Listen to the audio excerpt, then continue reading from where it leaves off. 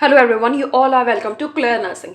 आज हम बात करने वाले हैं most important image based questions के बारे में, बिकॉज 160 क्वेश्चन आने वाले हैं नॉर्सेट मेंस में एंड होपफुली आपको इमेज बेस्ड भी देखने को ज़रूर मिलेंगे, बिकॉज वो सारे क्वेश्चन थ्योरी के नहीं डाल सकता एग्जामिनर। तो देखते हैं सबसे most important question image based. तो सबसे पहले आता है माउस टूथ टिश्यू फोर्सेप्स। तो देखिए यहाँ पे सामने एक टीथ बना हुआ है, टीथ सा बना हुआ है। ये क्या है? माउथ टूथ टिश्यू फोर्सेप है। नेक्स्ट है गोइल। रिट्रैक्टर का मतलब क्या होता है बेटा? जहां भी आपको ये चीज दिखाई दे कि रिट्रैक्टर मतलब वो रिट्रैक्ट करेगा वो इंस्ट्रूमेंट। अच्छा, रिट्रैक्ट का मतलब क्या होता है? पुल बैक करना। मतलब कोई इंसीजन है, यहाँ पे कोई कट लगाया, यहाँ पे कोई कट लगाया, अब इनको जो है पुल बैक करना है, मतलब पीछे खींचना है और जो ओपनिंग है वो करनी है, तो रिट्रैक्टर लगाया जाएगा। जैसे मान लो ये रिट्रैक्टर है गॉलेट, तो यहाँ पे लगेगा एंड ये इसका जो अदर माउथ है वो यहाँ पे लगेगा और जो इंसीजन है वो रिट्रैक्ट हो जाएगा, मतलब वो थोड़ा चौड़ा हो जाएगा इंसीजन, सिंपल भाषा में मैं समझाऊं तो रिट्रैक्टर का मतलब यही होता है। एंड अलग अलग बॉडी पार्ट के लिए अलग अलग रिट्रैक्टर आते हैं। तो रिट्रैक्टर आप जब भी देखें तो आप यही सोचें कि इंसिजन को उसके माउथ को चौड़ा करने के लिए जो इंस्ट्रूमेंट काम लिया जाता है उसको रिट्रैक्टर बोलते हैं। तो यहाँ पे है गॉलेट रिट्रैक्टर। ठीक है, नेक्स्ट है डोयन रिट्रैक्टर। ये अब्डोमिनल सर्जरी में काम आता है ज्यादातर। ये कब काम आता है? अब्डोमिनल सर्जरीज में। ठीक है, अब आता है रिबन रिट्रैक्टर। फिर नेक्स्ट है गैल्पी रिट्रैक्टर। फिर नेक्स्ट है मायो सीजर स्ट्रेट। अब ये सीजर है। सीजर का आपको सबको पता है कि सीजर क्या होती है। सीजर होती है जो काटने में काम आती है। ठीक है, सीजर का सिंपल मतलब वही होता है। तो क्या क्या काटने में काम आती है? ये कटिंग टिश्यू, टिश्यू को काटने में काम आती है बेटा, और डाइसेक्शन में काम आती है। मायो सीजर जो है used in dissect tissue and their blunt tips can prevent damage to surrounding tissue. मतलब मायो सीजर स्ट्रेट से क्या होता है, जो उसके सराउंडिंग के टिश्यू है उनको वो डैमेज नहीं करती है।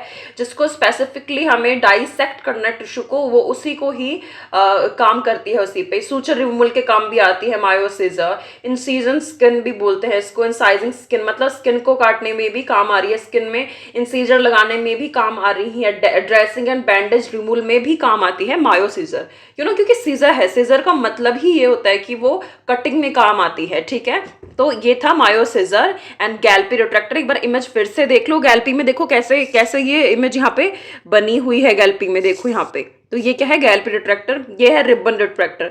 ये बिल्कुल सीधा है। ठीक है, ये बिल्कुल यूं है, तो ये क्या है? रिबन रिट्रैक्टर है। एंड डोयन का आप समझ ही गए कि डोयन, अगर ये बेटा अगर ये अभी लैंडस्केप पोजीशन में, अगर ये स्ट्रेट पोजीशन में आ जाए तब भी आप इसको समझ जाइएगा कि ये डोयन की बात हो रही है। क्योंकि देखो डोयन में एक ये ऐसा हुक सा बना हुआ है पकड़ने का, और एक साइड ये है जिसको रिट्रैक्ट करने के काम आएगा। पर गॉलेट में क्या है? इसमें कोई पकड़ने का चीज नहीं है। इसमें आप इंसिजन लगाओगे एंड इंसिजन का मुंह ऐसा होगा, ब्रॉड होगा, एंड यहाँ पे एक आप इसका एंड लगाओगे गॉलेट का एंड इधर लगाओगे, तो इंसिजन क्या होगा? लार्ज हो जाएगा, चौड़ा हो जाएगा। ठीक है, तो ये रिट्रैक्टर थे। नेक्स्ट इमेज देख लेते हैं। नेक्स्ट इमेज है फिंगर रिंग मायो सीजर। तो इसका सिंपल सा मतलब यही है कि ये कर्व्ड है। ठीक है, ये मायो सीजर जो है ये कर्व्ड है। इससे हो सकता है कि अदर टिश्यू भी डैमेज हो जाए। डाइसेक्टिंग में अदर टिश्यू भी डैमेज हो सकते हैं फिंगर रिंग में, क्योंकि ये थोड़ा कर्व है। ठीक है, नेक्स्ट है बेटा मेडिसिन बम सिजर। ये भी सिजर ही है। मैंने कहा ना, जो भी आपको कैंची की तरह दिखाई दे वो सारी सिजर्स होती हैं। ठीक है, तो ये क्या है? मेडिसिन बम सिजर। सिजर ये जो होती है ये भी सर्जिकल सिजर ही है, design for cutting delicate tissue and blunt dissection. बहुत डेलिकेट टिश्यू को काटने में काम आती है, जिनका मतलब बहुत ही डेलिकेट है, उन टिश्यू को काटने में ये काम आती है, और ये बहुत ब्लंट डाइसेक्शन करती है। कैली हीमोस्टैटिक फोर्सेप्स। ठीक है, कैली हीमोस्टैटिक फोर्स।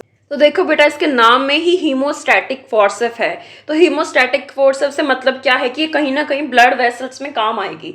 तो जो कैली हीमोस्टैटिक फोर्सेप है ये कहाँ काम आती है?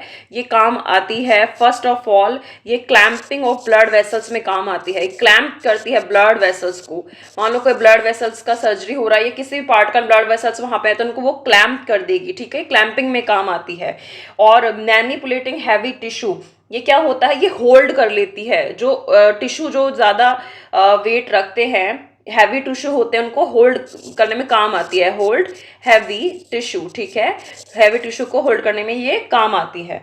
सॉफ्ट टिश्यू डाइसेक्शन में भी काम आ रही है, रिमूवल स्मॉल रूट टिप्स में काम आ रही है, ठीक है, ग्रैबिंग स्मॉल ऑब्जेक्ट, ग्रैब करने में, मतलब सिंपल सी चीज ये है कि ये मेनली तो 3 चीज में काम आ रही है कि ये पहले तो सबसे इंपॉर्टेंट कि क्लैम्प कर रही है ब्लड वेसल्स को, दूसरा है ये होल्ड कर रही है हैवी टिश्यूज को, तीसरा है कि ये ग्रैब कर रही है स्मॉल ऑब्जेक्ट्स को, ठीक है, या फिर फ्रेगमेंट्स को, ठीक है। तो ये 3 चीज हैं कैली हीमोस्टैटिक फोर्सेप्स के। नेक्स्ट है आयुड वेटेड स्कैपुलम, ठीक है। तो ये क्या होता है बेटा, ये कहाँ पे काम आ रहा है? फर्स्ट से पहले तो ये क्या है, स्कैपुलम है, ये कहाँ पे काम आ रहा है? ये काम आ रहा है वजाइनल ओबीजे में काम आ रहा है। ये क्या करता है? To keep the vaginal canal open during procedure. तो इसका सिंपल सा, क्योंकि ये स्कैपुलम है, स्कैपुलम का क्या क्या काम होता है बेटा कि वो ओपनिंग में काम आते हैं, वो ओपन रखते हैं किसी चीज को। तो ये क्या करता है, ये वजाइनल कैनाल जो है उसको ओपन रखता है ड्यूरिंग प्रोसीजर, ठीक है। तो इसमें काम आ रहा है ये, and hold in place allowing the surgeon to perform procedure. मतलब अगर आपने ये यूज किया एंड वेजाइनल कैनाल ओपन हुआ है और उसको ये ओपन रखता है, तो इससे क्या होगा, जो सर्जन है उसको बहुत ईज होगा, वो अपना जो प्रोसीजर है वो आराम से कर पाएगा, क्योंकि वेजाइनल कैनाल ओपन होगी एंड होल्ड इन प्लेस होगी बिकॉज ऑफ दिस स्पेकुलम, ठीक है। तो ये इसका ये काम होता है। नेक्स्ट है वॉल्सेलम फॉर्सेप। इसका तो क्वेश्चन भी बहुत बार आया हुआ है कि इसका इमेज भी दे देते हैं, फिर से क्वेश्चन पूछ लेते हैं कि क्या काम आता है। तो वॉल्सेलम फॉर्सेप देखो, एक तो लॉन्ग होता है ये बहुत ज़्यादा, इसका जो ऊपर का टिप्स होता है ये बहुत ही ज़्यादा यहाँ पे लॉन्ग होता है, ठीक है। यहाँ पे ये बहुत ही ज़्यादा क्या है, लॉन्ग है। अब अच्छा, ये काम किस किस में आ रहा है? सर्वाइकल इंस्पेक्शन में, सर्वाइकल इंस्पेक्शन में। क्यों? क्योंकि ये ग्रैस्पिंग द सर्वाइकल लिप्स, ये क्या करता है, ये ग्रैप करता है, पकड़ता है सर्वाइकल लिप्स को टू विजुअलाइज सर्विक्स। जाइनल हिस्टेक्टोमी में भी काम आता है। क्यों? क्योंकि grasping the area during uterine surgery, ये क्या करता है, ये ग्रैप्स करता है एरिया को जब यूटेराइन सर्जरी चल रही होती है। तो फेब्रॉइड पॉलिप्स में क्या होता है, ये ग्रैप करता है फेब्रॉइड पॉलिप्स को। एपियोस्टोमी में भी यूज आता है। तो बट इसका मेनली अगर आपसे यूज पूछे तो इसका यूज यही है, फिर से ये लाइन सुनना बहुत ध्यान से, ये सर्वाइकल इंस्पेक्शन में काम आ रहा है। क्यों? क्योंकि हमें विजुअलाइज करना है सर्विक्स को। अम्बेलिकल कोर्ड सिजर, ये तो बहुत ही ज्यादा सिंपल है, ये तो आपको देखते ही पता चलना चाहिए कि देखो इसका जो ऊपर का जो इसका पार्ट है, इसको ध्यान से देखो बेटा, ये एपियोस्टोमी सीजर नहीं है, ठीक है, ये अम्बेलिकल कॉर्ड सीजर है, क्योंकि ये थोड़ा यू शेप की है। इसको ध्यान से देखो, देखो यू शेप बन रहा है, ठीक है। तो ये यू शेप की है, ये अम्बेलिकल कॉर्ड सीजर है। जब बर्थ हो जाता है बच्चे का एंड हम अम्बेलिकल कॉर्ड कटिंग करते हैं उससे पहले, तो ये कटिंग में काम आती है, ठीक है। अम्बेलिकल कॉर्ड कटिंग में ये काम आ रही है, इसका इसलिए नाम है अम्बेलिकल कॉर्ड सीजर। नेक्स्ट हम बात करते हैं थोड़ा कि रिस्ट्रेंट्स के बारे में, ठीक है। आपको इमेज, आज तक ये क्वेश्चन बहुत कम देखा गया है, पर ये जब भी आता है बच्चों का गलत ही होता है, तो हो सकता है इस बार आ जाए।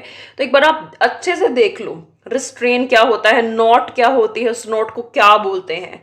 तो इसको एक बार इमेज को ध्यान से देखो, clove hitch not restrain, clove hitch not restrain, इसको ध्यान से इमेज को देखो, ये क्या है, क्लोव हिच नॉट रिस्ट्रेन है, ठीक है। रिस्ट्रेन मतलब होता है बांध देना एक जगह, ठीक है, वो अब मूव नहीं कर सकते हैं। तो इसमें किसके लिए यूज आ रहा है, ये यूज आ रहा है लेग एंड आर्म के लिए, to immobilise leg and arm.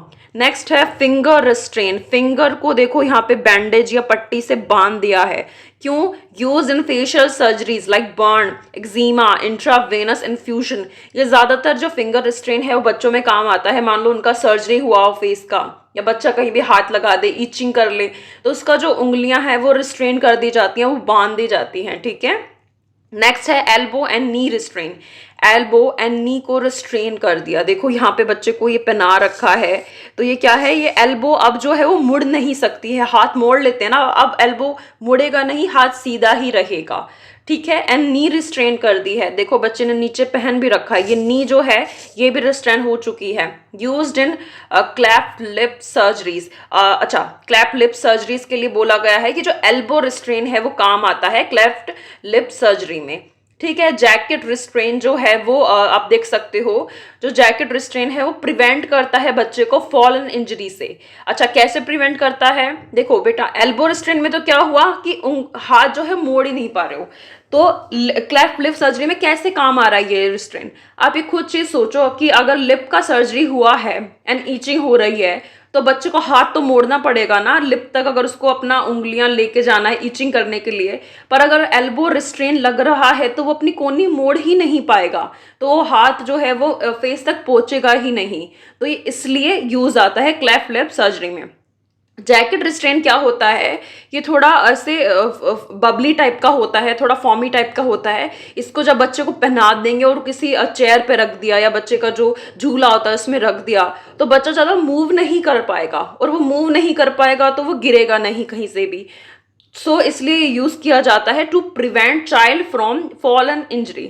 अब नेक्स्ट आता है ममी रिस्ट्रेन। ममी रिस्ट्रेन अपने घर में देखा होगा, जिनको न्यूबॉर्न बेबी हुआ है तो बच्चे को कैसे पूरा नीचे से, हेड के नीचे से पूरा ऐसे फोल्ड कर देते हैं कपड़े में।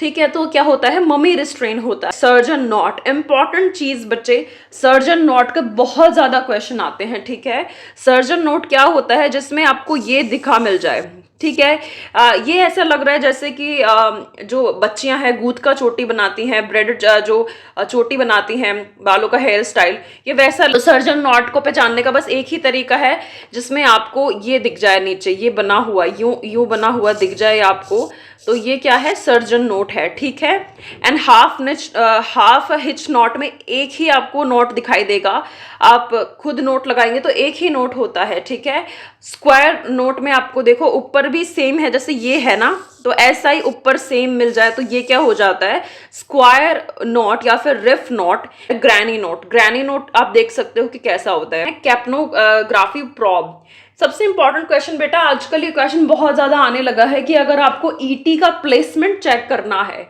ठीक है, ईटी का या ट्रैकेस्टोमी का, जिसका भी आपको प्लेसमेंट चेक करना है, स्पेशली एयरवेयर्स के लिए, तो अब एक्सरे नहीं करते हैं। ठीक है, अब एक्सरे को फर्स्ट प्रायोरिटी नहीं दे सकते आप क्वेश्चन में। अगर कैप्नोग्राफी लिखा आ रहा है तो वो फर्स्ट प्रायोरिटी जाएगा लोकेशन फाइंड आउट करने के लिए।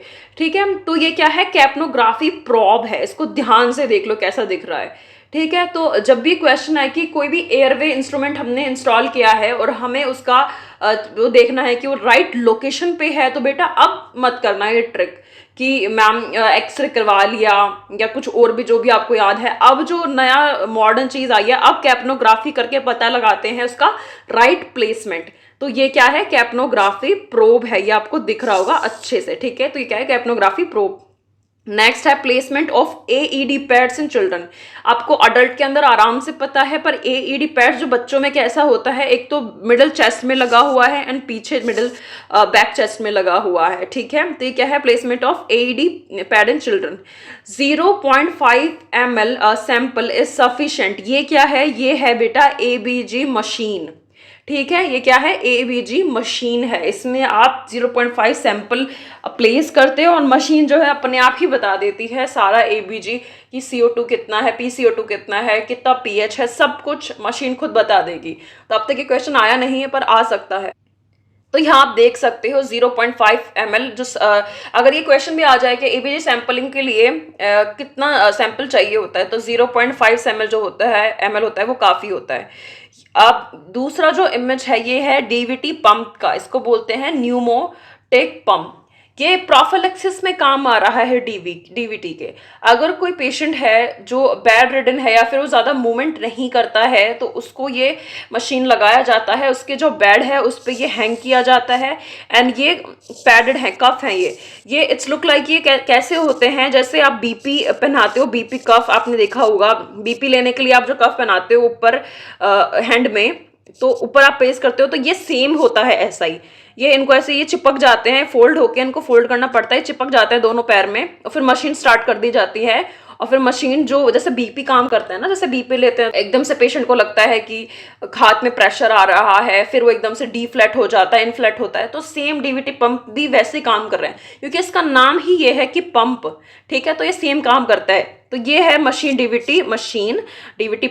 अब है बैक हॉर्स टावल क्लिप। ठीक है। जितना भी आपको ये स्ट्रक्चर दिखे ना बेटा, ये वाला स्ट्रक्चर, तो आपके समझ जाना कि ये टावल क्लिप ही है। एंटी कैथेटर क्या होता है, ये 14 फ्रेंच का होता है, सिंगल टाइम यूरिन ड्रेन के लिए ये काम आता है, ठीक है। इसी का ही दूसरा एक है ब्लैक कलर का, उसका नाम है K91 कैथेटर। ये भी यूरिन ड्रेन के लिए काम आ रहा है, यूरिथ्रल ड्रेन के लिए, बट ये 10 फ्रेंच का है, ब्लैक कलर में है, ठीक है। तो फिर से रिवाइज करते हैं, K91 ये क्या होगा, ये ब्लैक कलर का होगा और ये 10 फ्रेंच का होगा। K90 दिखाई दे वो ग्रीन कलर का होगा, 14 फ्रेंच का होगा। तो ये क्या है, यूरिन ड्रेन कैथेटर्स हैं, ठीक है। वेंटिलेटर सर्किट्स और वेंटी सर्किट्स, ये आप देख लो एक बार अच्छे से, ये वेंटिलेटर के सर्किट हैं, इनको वेंटी सर्किट भी बोला गया है, ठीक है। ये मशीन में ऐड होते हैं, एक तरह से ट्यूबिंग होती है जो वेंटिलेशन में लगाई जाती है वेंटिलेटर मशीन पे, ठीक है। तो ये क्या है, वेंटिलेटर सर्किट्स हैं, ठीक है। नेक्स्ट है कैथेटर माउंट। कैथेटर माउंट ये क्या होता है, एडजस्टेबल सिस्टम है, प्रिवेंट डिसैचुरेशन। ये क्या होता है, ये जो इसका एक इधर का जो मुंह होता है, माउथ होता है, ये कनेक्ट होता है ईटी से। जो पीछे का होता है वो सक्शनिंग के लिए काम आता है, वो सक्शन इंसर्ट करते हैं, सक्शन कैथेटर उसमें काम आता है। ये नीचे का जो होता है पोर्ट, ये कनेक्ट होता है कनेक्ट वेंटिलेटर सर्किट से, मतलब कनेक्ट ईटी से। तो इधर इसका मतलब क्या है कि तो ये जो एरिया है ये वाला इधर का, ये पेशेंट से कनेक्टेड है। अगर आप ईटी ना बोले तो पेशेंट से कनेक्टेड है। फोगर मशीन, फोगर मशीन क्या होती है, ये फुमिगेशन में काम आती है, ओटी में। आपने सबको पता है कि ओटी को अस्ट्रलाइज करने के लिए हमें फ्यूमिगेशन करना पड़ता है, के लिए हम यूज करते हैं इकोशील्ड हाइड्रोजन पेरोक्साइड 11%। तो ये फूमिगेशन मशीन है। फूमिगेशन का सिंपल भाषा में समझाऊं बेटा आपको, फोगर मशीन है ये, मतलब ये धुआं निकालेगी, समझ रहे हो। मतलब इसको ओटी में लेके जाएंगे और ये धुआं निकालेगी। ओटी को 24 घंटे के लिए बंद कर देंगे एंड इसमें जो सॉल्यूशन होता है वो आपको पता है कि इकोशील्ड हाइड्रोजन पेरोक्साइड 11% होता है। एंड 24 घंटे बाद, 24 आवर्स बाद जो ओटी है, ऑपरेशन थिएटर है, वो स्ट्राई हो जाता है। तो ये क्या है, फोगर मशीन है, ठीक है। नेक्स्ट है इलेक्ट्रोड प्लेसमेंट, ठीक है। V1 कहाँ पे होता है, ये अभी नॉर्सेट 7 में आया हुआ है। नॉर्सेट 7 प्री में क्वेश्चन आया था कि V1 का प्लेसमेंट किधर है, तो राइट स्टर्नम ये जिसमें 4th इंटरकोस्टल मसल्स में है। तो ये आप पूरा देख लीजिएगा, इसका इमेज यहाँ पे अपलोड कर दिया है। नेक्स्ट है close drain and active drain, ठीक है। जैक्सन प्रैट ड्रेन, ठीक है। जैक्सन प्रैट ड्रेन है ये, इसको क्या बोलते हैं, close drain and active drain. Use in appendix maxectomy, thyroidectomy, thoracotomy, ठीक है। ये इन सर्जरीज में ये काम आता है। ये क्या करता है बच्चे, ये ड्रेन है, ऑब्वियसली ड्रेन है तो ये ड्रेनिंग सिस्टम है, एक तरह से ड्रेनिंग में काम आता है। तो ये जैक्सन प्रैट ड्रेन है, इसको ये फ्लेक्सिबल ट्यूबिंग होती है, स्टॉपर होता है, बल्ब होता है, इसमें मार्किंग भी दी हुई है 25, 50, 70 सर्जरी हुई है, वहां पे ये प्लेस कर दिया जाता है। नहीं है वो इसमें फिलअप होती रहती है बल्ब के अंदर। एंड जब इसको खाली करना होता है तब इसको स्टॉपर से ओपन करके खाली कर देते हैं। एंड जब इसको वापस प्लेस करते हैं तो बेटा इसको पिचका देते हैं। सिंपल भाषा में समझा रही हूँ मैं हिंदी में आपको, इसको पिचका देते हैं। पिचकाने से क्या होगा, इसको तो इसमें नेगेटिव प्रेशर बनेगा। अगर आपने स्टॉपर ओपन करके इसको खाली करके यूं की यूं आपको ऐसे फुला हुआ ही आपने लगा दिया तो उसमें कोई ड्रेन नहीं आएगा। क्यों, क्योंकि नेगेटिव प्रेशर बना ही नहीं है। नेगेटिव प्रेशर बने इसके लिए आपको इसको थोड़ा पिचकाना पड़ेगा। नेक्स्ट सेम, ये भी क्या है, हेमोवैक ड्रेन है, रिमूवक ड्रेन भी बोलते हैं इसको। क्लोज एंड एक्टिव ड्रेन है, negative pressure, obviously negative pressure पर ये भी काम करेगा।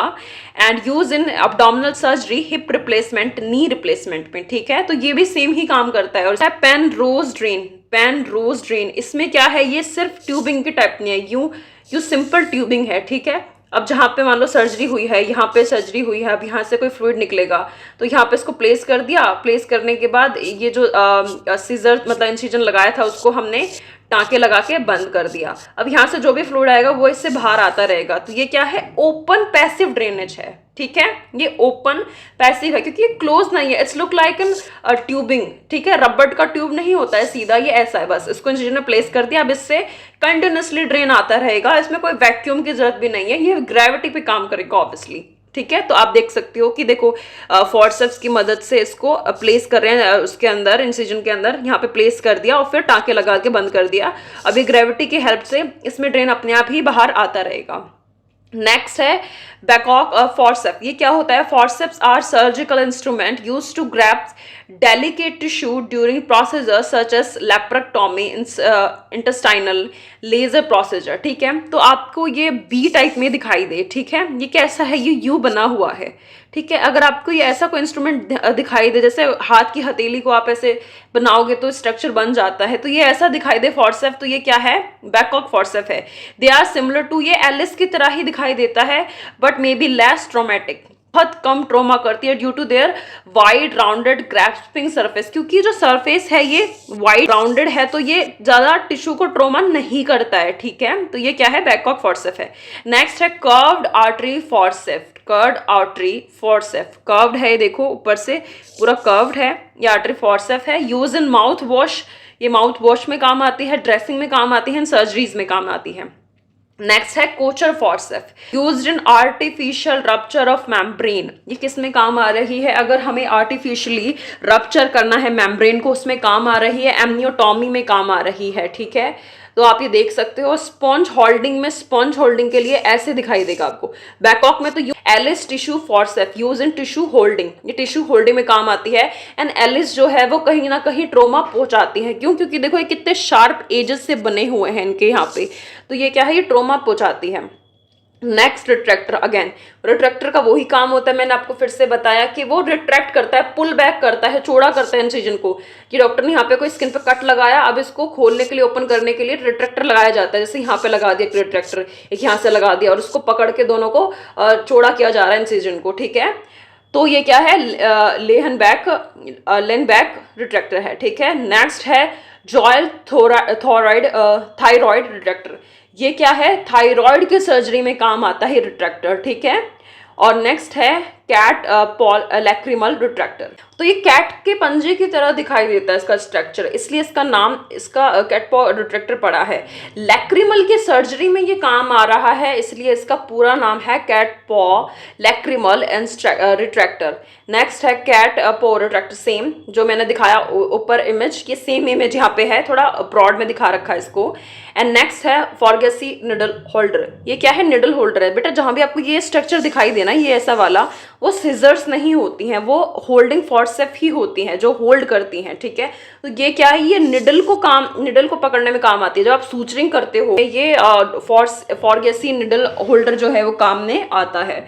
ठीक है, नेक्स्ट है बिफोर एब्डोमिनल रिट्रैक्टर। ऑब्वियसली ये एब्डोमिनल को रिट्रैक्ट करने में काम आता है। ठीक है, liver retractor use in liver surgery. Obviously ये भी लीवर सर्जरी में काम आता है, लीवर के स्पेसिफिकली सर्जरीज में। ठीक है, नेक्स्ट क्या है? एडसन टिश्यू फॉर्सेप है। ठीक है, तो ये टिश्यू फॉर्सेप है, यहाँ पे एडसन टिश्यू फॉर्सेप है। ये टूथ है, इसमें देखो टूथ दिखाई दे रहा होगा आपको। ठीक है, तो ये क्या है? एडसन टिश्यू फॉर्सेप है। मैगल फॉर्सेप, देखो चिटल में और मैगल में फर्क है, कंफ्यूज नहीं होना। चिटल में ये जो ये कर्व दिख रहा है ना आपको, ये और भी लॉन्ग हो जाएगा, मैगल में ये थोड़ा शॉर्ट होता है। ठीक है, तो ये मैगल फॉर्सेप है, चिटल में ये और भी लॉन्ग हो जाएगा। ठीक है, तो ये मैगल फॉर्सेप है। यूज्ड इन डिफिकल्ट इंट्यूबेशन इंसिजन, मतलब जब इंट्यूबेशन जो है वो डिफिकल्ट हो जाता है, उसमें ये काम आता है। ठीक है, तो ये क्या है? मैगल फॉर्सेप है। नेक्स्ट है परक्यूटेनियस ट्रैकेस्टोमी फॉर्सेप। ये किस में काम आ रही है बेटा? इसके अंदर जो है यहाँ पे एक होल होता है, तो देखो यहाँ से ये जो ट्यूबिंग है ये जा रही है, एंड ये अंदर से हो, क्योंकि यहाँ पे एक होल है, यहाँ से ये इंसर्ट होके बाहर जा रही है, और ये भी परक्यूटेनियसली ट्रैकेस्टोमी फॉर्सेप है, ये काम आती है इंसर्ट करने में। ठीक है, सब ग्लॉटिक सक्शन कफ्ड ईटी। ठीक है, सब ग्लॉटिक सक्शन कफ्ड ईटी, ये कफ्ड ईटी है। ठीक है, तो ये ईटी ट्यूब का फोटो है, आप ध्यान से देख सकते हो उसको। ठीक है, एस्पेटो सिरिंज, इसमें क्या होता है? Syringe design to fit directly to large tubing, use for intraoperative irrigation and suitable for enteral feeding and washing and irrigation में काम आती है। ठीक है, हेगार सर्वाइकल डायलेटर, ये क्या है? हेगार सर्वाइकल डायलेटर्स हैं, ये सर्वाइकल के सर्जरी में डायलेटर्स के रूप में काम आते हैं। ठीक है, नेक्स्ट है Morris retractor. Obviously again retractor, तो देखो यहाँ पे रिट्रैक्टर, ऊपर मत देखना, यहाँ पे देखना रिट्रैक्टर। अगर रिट्रैक्टर आपको पता लगाना है ना बेटा, उनमें में अंतर, तो हमेशा यहाँ मत देखा करो, ठीक है, नीचे देखा करो कि जो होल्डिंग है, होल्ड करने का वो कैसा है, ठीक है। तो मोरिस रिट्रैक्टर। नेक्स्ट है लीवर लेप्रोस्कोपिक फैन रिट्रैक्टर, ठीक है, liver laparoscopic fan retractor. Important चीज है बीपी हैंडल, और बीपी हैंडल में बहुत बार बच्चे कंफ्यूज होते हैं कि आपको बहुत ज्यादा टफ लगता है, पर टफ नहीं होता है। देखो ध्यान से, जिसमें ये लाइन बनी आ जाए, ठीक है, वो क्या है, 3 नंबर वाला है, ठीक है। जिसमें यूं आए, यूं आ रहा है, इसमें ये क्या है, ये 4 नंबर वाला है, ठीक है। और बीच में यूं ऐसा कुछ कर्व सा आ जाए, ठीक है, जिसमें ये दोनों आ जाए, ठीक है, ऊपर और नीचे। जैसे मान लो ये है बड़ा सा, इसमें नीचे तो यूं दे रखा है एंड ऊपर यूं यूं करके और यूं, मतलब 3 4 दोनों है, तो इसको क्या बोलेंगे, 2 in 1, ठीक है। एंड 7 में क्या होगा, 7 में आपको दिखाई दे रहा होगा यहाँ पे कि यूं बना हुआ है, फिर ऐसे है और फिर पतला सा यूं है। तो 7 तो आई थिंक आपको बहुत अच्छे से समझ में आ जाएगा। तो देख सकते हो कि देखो इसमें देखो मार्किंग ऐसे ऐसे दे रखा है, इसमें यूं है फिर यूं है इधर से, और ये क्या है 4 नंबर वाला है, और ये दोनों है 3 + 1 कंबाइन है इसमें। नीचे यहाँ पे तो 3 है, यहाँ पे 4 दे रखा है, ठीक है। 7 का आपको पता ही चल गया, और जहां पे ये दे रखा है ऐसा मार्किंग दिख जाए आपको, ये क्या है, ये 5 नंबर का बीपी हैंडल है, ठीक है। तो आपको आई थिंक बीपी हैंडल समझ में आ गया होगा। सर्जिकल ब्लेड्स, इसमें बहुत कंफ्यूजन रहता है। तो देखो सिंपल बेटा आपसे कोई क्वेश्चन पूछता है सबसे ज्यादा, तो वो यही पूछता है, यही वाला आता है। तो स्ट्रेट वाला आपको कहीं भी दिख जाए तो उसका मतलब क्या है, वो कि वो 11 नंबर का है, 11 नंबर का है, ठीक है। आपको जैसे ये दिखाई दे रहा है यहाँ पे ऐसा, तो ये क्या है, ये 2 नंबर का है, क्योंकि देखो 2 बन रहा है, ठीक है। ये स्ट्रेट है, ये 1 है, ठीक है। जैसे यहाँ पे ये 11 नंबर का है, ये आपको दिख रहा है ये 5 है, क्योंकि इसमें 5 बन रहा है, ठीक है। ये 20 का है, 22, 23, 24। तो ये आपको याद करने की जरूरत नहीं है इतना, क्योंकि 20 के बाद इतना नहीं पूछता है। जो सबसे ज्यादा पूछता है ना बेटा क्वेश्चन, वो 11 नंबर का ही पूछता है। क्यों? क्योंकि वो काम ज्यादा आता है, तो 11 नंबर का ही आपको यहाँ देखने को मिलेगा, क्योंकि 11 नंबर जो है वो हर जगह काम आता है। ये कटिंग में भी काम आता है। मान लो आपको बैंडेज है, बैंडेज मान लो किसी को प्लास्टर बंधा हुआ है, आपको प्लास्टर की कटिंग करनी है, तो भी आप 11 नंबर का ही सर्जिकल ब्लेड जो है वो यूज करते हो, क्योंकि उसके बहुत शार्प होता है। जमशेदी बोन मैरो, ठीक है, जमशेदी बोन मैरो नीडल है ये भी सबसे ज्यादा मोस्ट कॉमन कोई काम आती है। मैरो एस्पायरेशन में मोस्ट कॉमन काम आने वाला नीडल कौन सा है, जमशेदी नीडल है। तो bladder sound, bladder sound, it is a long instrument with gentle curve, not angle like uterine sound, and has no marking on it. It is used to define extension of bladder, cystectomy and vaginal hysterectomy, ठीक है। तो ये क्या है, ये एक simple सा long है इंस्ट्रूमेंट है, जेंटल है, मतलब ब्लंट है, इसमें कोई शार्पनेस नहीं है, और ये लॉन्ग है, जेंटल कर्व है। इसमें कर्व देखो इतना आपको देखने को नहीं मिलेगा, थोड़ा सा कर्व दे रखा है इसके अंदर, और इसमें कोई मार्किंग नहीं है, ठीक है। ये किस में काम आ रहा है, ये काम आ रहा है एक्सटेंशन ऑफ ब्लैडर में, सिस्टेक्टोसिले में, वेजाइनल हिस्टेरेक्टोमी में। अब देखते हैं यूटराइन साउंड। इसमें देखो पूरा ये तो जेंटल कर्व नहीं है, ऑब्वियसली ये बहुत शार्प कर्व है। It is a long instrument with blunt tip. ये क्या है, ब्लंट टिप है, मतलब ये शार्प नहीं है टिप, जो इसकी टिप है। टू अवॉइड परफोरेशन, क्यों अगर ये ब्लंट नहीं होती, शार्प होती, तो ये क्या करती, ये परफोरेट कर देती। इसका नाम ही यूटराइन साउंड है, मतलब ये यूट्रस में कहीं ना कहीं काम आ रही है। तो ऊपर की टिप ऑब्वियसली ब्लंट है, अगर ये शार्प होती तो ये परफोरेशन कर देती, ठीक है। तो ये क्या है, अवॉइड परफोरेशन के लिए ब्लंट टिप है यहाँ पे, नो मार्किंग। यस, इसमें और उसमें अंतर यही है ब्लैडर साउंड में, यूट्राइन साउंड में, कि उन पे मार्किंग नहीं है ब्लैडर पे, और यूट्राइन पे मार्किंग होती है। ये किस में काम आती है, सिंपल सी चीज है, ये काम आ रही है पैथोलॉजिकल फाइंडिंग्स में, जैसे कि कोई फिब्रॉइड तो नहीं है, कोई बाइकॉर्नेट यूट्रस तो नहीं है, तो ये सब पता करने में ये काम आती है, ठीक है। तो ये था इसका यूट्राइन साउंड का। फॉगेसी सूचर कटिंग सिज्म, तो ये भी क्या है, ये सूचर कटिंग में काम आती है। क्यों? क्योंकि ये देखो ये भी शार्प है, आगे से ब्लंट नहीं है, ये शार्प एजेस हैं, तो ये किस में काम आ रही है, सूचर कटिंग में काम आ रही है। नेक्स्ट है यानकॉर सक्शन कैथेटर। तो ये देखो ये जो है ऐसा आपको इंस्ट्रूमेंट दिख जाए आगे से, तो ये क्या है, यानकॉर सक्शन कैथेटर है, ट्यूबिंग है। तो ये बहुत प्रेशर के साथ सक्शन करेगी, समझ रहे हो, क्योंकि सक्शन जिसमें होगा उसमें प्रेशर होगा, तो ये ट्यूबिंग जो है ये सक्शन कैथेटर है। नेक्स्ट है विलियम एयरवे, ठीक है। देखो बर्मन और विलियम्स एयरवे में एक ही अंतर है कि बर्मन में जो है वो यूं आता है, पर उसमें क्या होता है, होल होते हैं हर जगह, ठीक है, होल होते हैं ऐसा। तो ये क्या है, बर्मन है।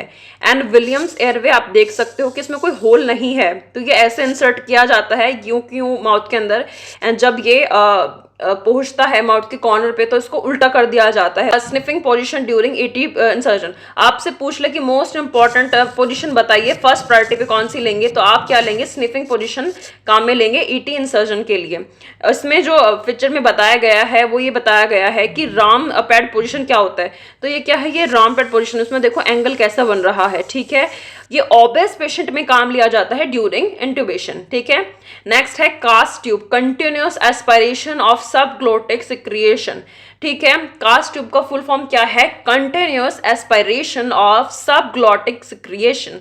ये क्या करेगा, ये कंटिन्यूअसली एस्पायरेट करेगा जो भी सबग्लोटिस में सिक्रिएशन आएंगे, तो इसमें एस्पायरेशन का खतरा बिल्कुल ही खत्म हो जाता है। ये क्या करता है, ये डिक्रीज नहीं करता है रिस्क को, एस्पायरेशन ये प्रिवेंट ही कर देता है। तो अगर आपसे पूछे कि जो प्रिवेंट करती है पूरी तरह से एस्पायरेशन को, वो कौन सी ट्यूबिंग है, वो है कैस ट्यूबिंग, ठीक है। तो prevent ventilator associated pneumonia, yes, ये क्या करता है, ये वेंटिलेटर एसोसिएटेड न्यूमोनिया को भी प्रिवेंट करता है। मिलर लैरिंगोस्कोप एंड जो दूसरा है वो है मैकिन्टोश लैरिंगोस्कोप, ठीक है। तो यूज्ड इन चिल्ड्रन, मिलर जो है वो यूज किया जाता है चिल्ड्रंस के अंदर only less than 3 year old, मतलब 3 साल या 3 साल से छोटे बच्चों में ही मिलर यूज किया जाएगा। लैरिंगोस्कोप ये चिल्ड्रन में यूज किया जाता है। तो ये है मिलर, ठीक है, जो आपको दिख रहा है फर्स्ट पे, और ये है मैकिन्टोश, जो सीधा है वो क्या है, मिलर है, जो थोड़ा कर्व्ड है वो क्या है, मैकिन्टोश लैरिंगोस्कोप है, देख सकते हो आप। और यहाँ से ये डिटैच हो जाता है, ठीक है, जैसे यहाँ से डिटैच हो जाएगा और आप इस पे मिलर या मैकिन्टोश दोनों अप्लाई कर सकते हैं। ये क्या है, लैरिंगोस्कोप है, और ये क्या है, ये मैकॉय है, ठीक है। अब आप बोलोगे मैम ये तो हम कंफ्यूज हो गए, मैकॉय भी कर्व्ड है, मैकिन्टोश भी कर्व है, बट बेटा ये जो आपको टेल दिख रही है ये सिर्फ आपको मैकॉय के अंदर ही दिखाई देगी, आपको मैकिन्टोश के अंदर नहीं दिखाई देगी। तो हमने 3 टाइप के पढ़े, मिलर, मैकिन्टोश एंड मैकॉय, ठीक है। तो ये क्या है, लैरिंगोस्कोप है। Durant position in air embolism, air embolism को कैच करने के लिए या इसको प्रिवेंट करने के लिए प्रोफिलैक्सिस में ड्यूरेंट पोजीशन देते हैं। ड्यूरेंट पोजीशन कैसा होता है आप देख सकते हो यहाँ पे, ये एयर एम्बोलिज्म के लिए काम आता है। And also we can say it's like an Trendelenburg position.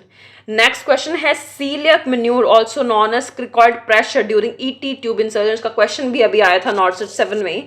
तो ये क्या है, सीलियक मेन्यूर है, also known as cricoid pressure during ET tube insertion. ये बेटा बहुत चीजों में काम आ रहा है। एक तो ये विजुअलाइज करने में काम आता है वोकल कॉर्ड्स को। स्पेकुलम, ये छोटा सा इंस्ट्रूमेंट है पर इसमें हम कंफ्यूज हो जाते हैं। ये आई स्केपुलम है, ये भी ओपनिंग में काम आ रहा है। देखो इसने आई की ओपनिंग कर रखी है जिससे फर्दर जो प्रोसीजर है, सर्जिकल प्रोसीजर, वो आराम से हो सके। नेक्स्ट है स्टेपलर, ये सारे क्या है, स्टेपलर है, क्योंकि कई जगह होता है कि सर्जरीज में सूचरिंग नहीं की जाती है, स्टेपलिंग कर दी जाती है, तो ये क्या है, स्टेपलर है। तो ये क्या है, लीनियर लाइनर स्टेपलर है। ये क्या है, सर्कुलर स्टेपलर है। देखो जो सर्कल में दिख जाए वो तो क्या है, सर्कुलर, जो लाइन में आपको दिख जाए यूं तो वो क्या है, लाइनर स्टेपलर, सिंपल, ठीक है। ऑटोक्लेव, ऑटोक्लेव का मशीन, आप सोचेंगे मैम ये तो बहुत सिंपल इमेज बेस्ड है, ये क्यों डाला है आपने इसमें। दिन टाइप में ऑटोक्लेव मशीन आने लग गई है। ये क्या है, ये मॉडर्न ऑटोक्लेव मशीन है, इसलिए इमेज यहाँ पे डाली है। अगर ये इमेज आ जाए जो वॉशिंग मशीन की तरह दिखाई दे रही है तो ये समझ जाना कि ये ऑटोक्लेव मशीन है। माउथ रिट्रैक्टर, इसने रिट्रैक्ट कर रखा है माउथ को, देखो इमेज में आप देख सकते हो इसमें। तो ये क्या है, माउथ रिट्रैक्टर है। वेजाइनल स्पेकुलम है। स्पेकुलम में मैं बोल रही हूँ आपको बार बार, जहां भी स्पेकुलम वर्ड सुनाई दे आप ये समझ जाना कि किसी चीज में इंसर्ट होगा एंड वहां का ये ओपनिंग प्रोवाइड कराएगा, जिससे फर्दर जो प्रोसीजर है या सर्जिकल ऑपरेशन है वो आराम से किए जा सके।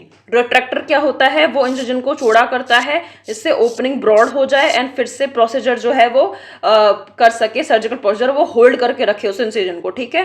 तो ये था रशियन फोर्सेप। इसमें आप देख सकते हो कि यहाँ पे देखो कैसा बिल्कुल ब्लंट दिखाया गया है आपको ऐसा। तो ये क्या है, रशियन फोर्सेप है। ये क्या है, आर्मी नेवी रिट्रैक्टर है। रिचर्डसन, मैंने आपको बोला यहाँ पे कभी ध्यान मत देना रिट्रैक्टर के, ऐसा जो रिट्रैक्टर है उसके हमेशा नीचे ध्यान देना, ठीक है। तो रिचर्डसन रिट्रैक्टर देखो ऐसा होता है। नेक्स्ट है कॉचर क्लैंप, ठीक है, क्योंकि क्लैंपिंग में काम आ रही है। And back horse surgical towel clip, मैंने आपको बोला ये चीज जहां भी ऐसे आपको हुक की तरह दिख जाए, ठीक है, ये हुक, तो ये क्या है, ये सर्जिकल टावल क्लिप है। आई जेल सुप्राग्लोटिक एयरवे है ये। एंड ये क्या है, combi tube, oesophageal tracheal airway है, ये कॉम्बी ट्यूब है। ये क्या करता है, ये भी प्रिवेंट करता है एस्पायरेशन में, ठीक है। नेक्स्ट है फॉली कैथेटर। ये क्या है, फॉली कैथेटर है दूसरा, जिसमें आपको ये दिखाई दे जाए ट्यूब के एंडिंग में यूं बना हुआ, तो ये क्या है, ये मेलकॉट है, इसको सुप्रा प्यूबिक कैथेटर कॉर्डन हॉस्पिटल। ये आप सारे कलर कोड याद कर लीजिएगा कि जो ब्लू है स्पेशली वो किस में काम आता है, मेडिकल इमरजेंसीज, मैंने पढ़ा दिया आपको। बाकी देखिए इमेज बहुत सारी हैं इसमें, पूरा PDF है एंड इसको आप बाय कर सकते हैं ओनली 25 रुपीज़ के अंदर, 25 rupees for this whole PDF। और इसमें बहुत सारे हैं, इससे बाहर तो कुछ भी नहीं जाएगा। जैसे आप देख सकते हो यहाँ पे मेल मेटल कैथेटर है, ऑटोस्कोपी है, सारा जितना भी प्रोसीजर है सब यहाँ पे बता रखा है। इससे बाहर सर्जिकल बेटा इंस्ट्रूमेंट नहीं जाने वाले हैं। तो देखो ये बहुत सारा है, इसमें कुछ भी मैंने ऐसा लीव नहीं किया है जो एग्जाम में नहीं आएगा, सब कुछ यहाँ पे दे रखा है, बस आपको ज़रूरत है कि पढ़ने की। एंड इसका जो प्राइस है वो भी मैंने बहुत मिनिमम रखा है, 25 rupees only for this whole PDF। इसमें 80 पेजेस हैं, आप देख सकते हो, पूरा इसमें दे रखा है और थोड़ा इमेज बेस्ड एक्स्ट्रा भी दे रखा है, ठीक है। नेक्स्ट बेटा मैं आपको ये दिखाना चाहती हूँ कि ये FON के फंडामेंटल ऑफ नर्सिंग के नोट्स हैं, ये भी आप प्राप्त कर सकते हो। आपको इसका भी लिंक जो है डिस्क्रिप्शन में मिल जाएगा। आप ये देख सकते हो कि कितना कलरफुल एंड इमेज डाल डाल के सारा पूरा अच्छे से जो आपको समझाया हुआ है, बिल्कुल सिंपल लैंग्वेज के अंदर और कलरफुल बना गया है, ताकि जो आपका अटेंशन है वो ग्रैब करे, आपको ब्लैक एंड वाइट ना लगे और आपको बोरियत ना लगे पढ़ने में। तो इसमें जो भी है सारा सब कुछ पढ़ाया गया है, आप देख सकते हो इसके अंदर कुछ भी ऐसा छोड़ा नहीं गया जो आपके एग्जाम में नहीं आएगा। चेस्ट ट्यूब ड्रेनेज, सारे जितने भी प्रोसीजर हैं आपको सब कुछ, सारा सब कुछ यहाँ पे मिलने वाला है आपको। आप बायोमेडिकल वेस्ट पढ़ना चाहते हैं, पोस्ट ऑपरेटिव नर्सिंग रिस्पॉन्सिबिलिटीज, सारी जितनी भी हैं कॉम्प्लिकेशन, इंट्रा ऑपरेटिव, सब कुछ आपको यहाँ पे मिलेगा। जैसे यहाँ मान लो एक एग्जाम्पल के रूप में लेते हैं, यहाँ पे एल्डरेट स्कोरिंग सिस्टम है। आपको ये पता नहीं होगा, आई नो आपको नहीं पता होगा ये, तो ये पेशेंट रिकवरी में काम आता है ये स्कोरिंग सिस्टम। जब आफ्टर एनेस्थीसिया, जब पेशेंट एनेस्थीसिया के बाद उठता है तो पेशेंट रिकवरी में काम आता है। तो इसमें सारी चीज़ें जो है पोस्ट ऑपरेटिव कॉम्प्लिकेशंस क्या क्या होते हैं, तो कॉम्प्लिकेशन जैसे हाइपोक्सिया होता है, इसका असेसमेंट क्या है, इसका इंटरवेंशन क्या है, ऐसे जितने भी कॉम्प्लिकेशंस हैं यहाँ पे सब बता रखे हैं। एंड कोई भी इमेज बेटा यहाँ पे छोड़ी नहीं गई है, जैसे मान लो ये एनेस्थीसिया है यहाँ पे, तो इन सब का जो लिंक है ICU का, ये सब का पूरा, वेंटिलेटर का देखो, वेंटिलेटर भी यहाँ पे पढ़ा रखा है मैंने। तो ये सारा जो नोट्स है ये आपको पूरा मिल जाएगा लिंक से। तो आप लिंक जो है उसमें कुछ इमेज बेस भी डाल रखे हैं, इमेज बेस उसमें है, कुछ इमेज बेस इसमें है, तो आपको डरने का जरूरत नहीं है। आपको सारा कंटेंट जो है वो यहाँ पे आराम से मिल जाएगा, आपको बस सिर्फ और सिर्फ पढ़ना है, ठीक है। तो नोट्स आपको मिल जाएंगे, लिंक जो है वो डिस्क्रिप्शन में दे दिया जाएगा आपको। ऐसे ही यहाँ पे FON के है लिंक, ऐसे ही आपको पीडियाट्रिक के नोट्स के भी लिंक मिल जाएगा, एंड ऐसे ही आपको इमेज बेस का मिल जाएगा लिंक। मैं तीनों लिंक जो है वो डिस्क्रिप्शन में डाल दूंगी। एंड अगर आप हमें टेलीग्राम पे फॉलो करना चाहते हैं तो उसका भी लिंक आपको डिस्क्रिप्शन में मिल जाएगा। 125 रुपए में बेटा आपको इतने अच्छे FON के नोट्स मिल रहे हैं, जो ना कि बुक में दे रखे हैं, अच्छा ना किसी कोचिंग ने, क्योंकि कोचिंग ने पढ़ा रखे हैं तो कुछ ना कुछ टॉपिक आपको हर कोचिंग में छुड़ा हुआ मिलेगा, पर इस नोट्स में कोई भी टॉपिक ऐसा नहीं है जो आपको ना देखने को मिले, ठीक है। और इमेज बेस्ड है, उसके लिए हमने अलग से PDF बनाया है जो मैंने आपको पढ़ाया भी है, उसका लिंक भी मैं दे दूंगी। तो इमेज बेस्ड भी आपको सारे मिलने वाले हैं यहाँ पे, एंड इंपॉर्टेंट टॉपिक भी सारे यहाँ पे रहने वाले हैं। कुछ यहाँ पे इमेज बेस्ड यहाँ भी डाले गए हैं जिससे आपका टाइम वेस्ट नहीं हो, ठीक है। तो ये जो सारा था ये सब कुछ था FON का, तो आप ये पढ़ सकते हो, ठीक। By these notes I give you the guarantee कि अगर आप ये नोट्स पढ़ेंगे तो आपका जो पैसा है वो वेस्ट नहीं जाने वाला है। सिर्फ 125 रुपये में बेटा, 125 रुपये में तो आप टेस्ट सीरीज भी नहीं आती आजकल।